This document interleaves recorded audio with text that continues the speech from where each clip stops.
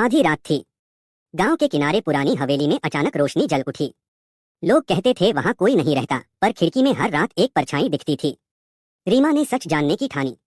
जैसे ही उसने दरवाजा खोला, ठंडी हवा का झोंका आया और दरवाजा अपने आप बंद हो गया।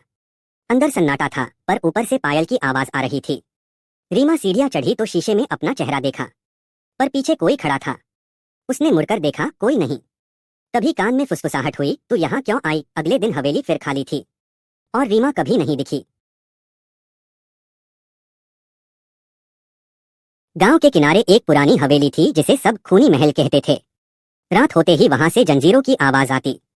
एक दिन रिया और उसका भाई अमन हिम्मत करके अंदर गए। दरवाजा खुद भी एक खुद बंद हो गया। अंधेरा इतना गहरा था जैसे रोशनी कभी थी ही नहीं।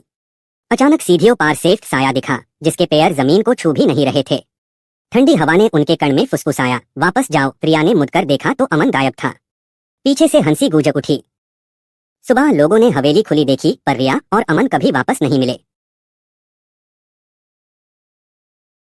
रात के 12 बजे पुरानी हवेली के आंगन में पायल की आवाज गूंज उठी। गांव वाले कहते थे वहां एक औरत की आत्मा भटकती है, जिसे सब कंचना कहते थे। जिसने भी उसका नाम लिया, उसने आईने में अपनी परछाई के पीछे सफेद साड़ी वाली आकृति देखी। एक रात रवि हिम्मत करके अंदर गया।